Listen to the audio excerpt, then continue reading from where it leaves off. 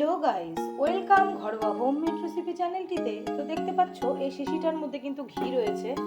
অন্ধকার, বুঝতে পারছো কি না? যাই হোক, তো সকালবেলা আমি খানিকটা দুধের ঘি করে নিয়েছি, মানে সরের আর কি ঘি করে নিয়েছি। এই দেখো, দুধ থেকে দেখাচ্ছি, এবার ঠিক আছে। তো চলো, 1 শিশি পরিমাণ, এখানে কিন্তু হাফ কেজির কাছাকাছি ঘি আছে। তো এই 10-12 দিনের দুধের ঘি। আর এইটা চলো, যেটার জন্য তোমাদের আমি ভিডিও করে দেখাচ্ছি কিংবা খাবারটাকে শেয়ার করছি, সেটা হচ্ছে এই জিনিসটা। বুঝতে পারছো এটা কি? এটা হলো এই যে ঘিটা বানিয়ে যে ছাঁচিটা না চাছি না কি বলে, যাই হোক, ওটা যা বেরোয় খসখসে টাইপের একটু, ওটা অনেকে ফেলে দেয়, অনেকে মুড়ি দিয়েও খায় চিনি দিয়ে। যাই হোক, আমি এইভাবে একটু ট্রাই করলাম। কীরকম করে করেছি চলো তোমাদের সাথে শেয়ার করি। হ্যাঁ, আমি ভিডিওটা করতে পারিনি, চলো তোমাদেরকে বলেই দিচ্ছি। যে বাটিটার মধ্যে তোমরা ঘিটাকে করবে, তার কিন্তু এরকম ছাঁচ টাইপের বেরোবে।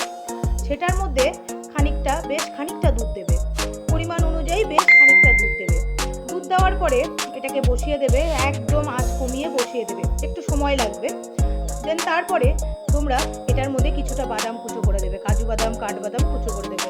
তারপরে 1 চামচ চিনি দেবে, 1-2 চামচ চিনি দেবে, মিষ্টি মিষ্টি হবে খাবারটা, একটু সন্দেশ টাইপের হবে। তো দেখো, চিনি দিয়ে একদম লো ফ্লেমে মাঝে মধ্যে নাড়াচাড়া করবে, সবসময় নাড়তে হবে না, মাঝে মধ্যে নাড়াচাড়া করবে। করতে করতে এরকম দলা পাকিয়ে যাবে। দলা পাকিয়ে গিয়ে এই দেখো সাইড দিয়ে তেল বেরোনো ভাব হয়ে যাবে। তেল মানে কি, ঘি আর কি। তখন এটাকে বন্ধ করে দিতে হবে। যত তোমরা এইভাবে নাড়াচাড়া করবে, তত জিনিসটা সন্দেশের আকৃতিটা ভালো হবে, মানে সন্দেশের পাকে হবে। তো দেখো, তোমাদের সাথে এই খাবারটা শেয়ার করলাম। এর মধ্যে একটু এলাচ দিয়ে দেবে, তাতে সেন্টটা ভালো হবে।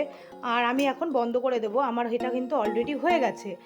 দেখতেও দারুণ আর খেতেও বেশ সুন্দর। মনে হচ্ছে না নারকেল নাড়ু। হ্যাঁ, এটা কিন্তু নারকেলের নাড়ু না, এটা তবে ঘিয়ের মাওয়া না কি একটু ছাঁচ বলে, সেটার আর কি সন্দেশ টাইপের তোমাদের সাথে শেয়ার করলাম। বাড়িতে করে দেখো এরকমভাবে, খুব ভালো লাগবে খেতে। যারা ফেলে দাও এই জিনিসগুলো, তারা ফেলো না, এইভাবে বানিয়ে খেও। সব ছোট থেকে বড় সবাই কিন্তু বেশ ভালোবাসবে খেতে। খুব টেস্ট। আমি এখনও খেয়ে দেখিনি, তবে হ্যাঁ, মিষ্টি চাখতে গিয়ে একটু আমাকে টেস্ট করতে হয়েছে। তো তাতেই মনে হলো এতটা টেস্ট বলার মতন না। তোমরা এটা বাড়িতে অবশ্যই ট্রাই করো। এই ঘিয়ের সন্দেশটা, ঘিয়ের ছাঁচের এই সন্দেশটা সত্যি টেস্ট হবে। এবার আমি এটাকে একটা পাত্রের মধ্যে ঢেলে সমান করে রেখে দিয়ে পরে ওটাকে বরফির আকারে কাটবো ঠান্ডা হয়ে গেলে। তো চলো, আমি এটাকে পাত্রের মধ্যে ঢেলে নিই। দেখো, আমি এটাকে বেশ একটা থালের মধ্যে ঢেলে একটা আকৃতি, যাই হোক, ভালো হয়নি শেপটা, তো আমি এরকম সমান করে নিয়েছি। দিয়ে এটাকে এখন ঠান্ডা হতে দেবো। আমি ফ্রিজে ঢোকাবো না, ফ্রিজে ঢোকালে কিন্তু পরে যখন তোমরা খাবে তালুর মধ্যে আটকে যাবে।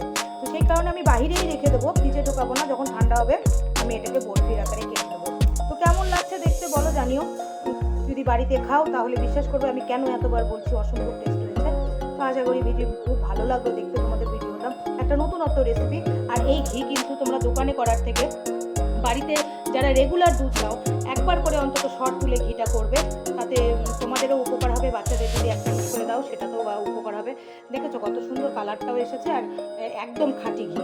হ্যাঁ, যে দোকানে কিন্তু অনেক ভেজাল দেয় যাতে বেশি দিন থাকে কিংবা টেস্টটা আরও বাড়া হয়, কিন্তু দোকানের থেকেও বাড়ির এই ঘিয়ের টেস্টটা কিন্তু খুব সুন্দর হয়।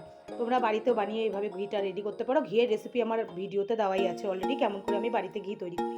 আর এটাও তোমাদেরকে বলে দিলাম, ভিডিওটা শেয়ার করলাম না কিন্তু বলে দিলাম, তোমরা এইভাবেই জাস্ট যেভাবে বললাম তোমরা এইভাবে বাড়িতে বানিয়ে খেও, খুবই ভালো লাগবে খেতে। আজকের মতন এটুকুই, আবার আসছি কোনো নেক্সট কোনো ভিডিও নিয়ে। ততক্ষণের মতো টাটা।